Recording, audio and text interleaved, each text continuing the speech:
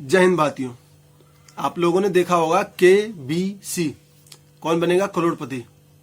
उस पे एक तरफ होते हैं हमारे महानायक अमिताभ बच्चन जी और उनके सामने बैठे होते हैं हॉट सीट पे कुछ कंटेस्टेंट, जो लोग आके कुछ सवालों के जवाब देते हैं और अपने साथ ले जाते हैं करोड़ों रुपए। लेकिन आज हम एक बात पे चर्चा करेंगे कि जो आदमी वहां एक KBC से 1 करोड़ जीत के जाता है, क्या वो सच में करोड़पति होता है?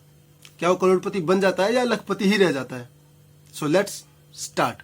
हमारे देश में एक सिस्टम है, टैक्स सिस्टम, जिसकी वजह से पूरा देश चलता है।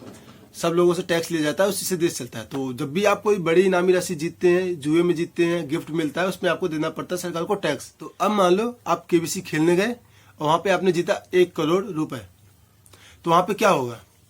वहां से तो आपको 1 करोड़ मिल जाएंगे, लेकिन वो आपके अकाउंट में आते आते वो 65.8 लाख रुपए, मतलब 66 लाख रुपए भी नहीं बचेंगे।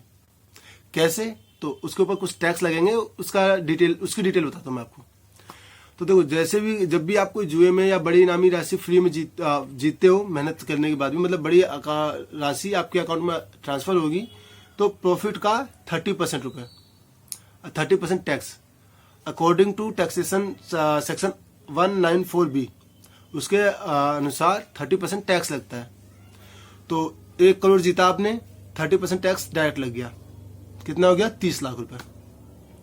अब 30 लाख के ऊपर 10% लगता है सरचार्ज टैक्स। ये होता है टैक्स के ऊपर टैक्स। तो जो 30 लाख है उसके ऊपर भी आपका 10% फिर से टैक्स लग गया। अब आ गए आपके 3 लाख रुपए और कितना टैक्स हो गया? 33 लाख रुपए। उसी 30 लाख के ऊपर 4% लगता है सेस। अब 30 लाख का 4% हो गया आपका 1.2 लाख रुपए, यानी 1,20,000 रुपए।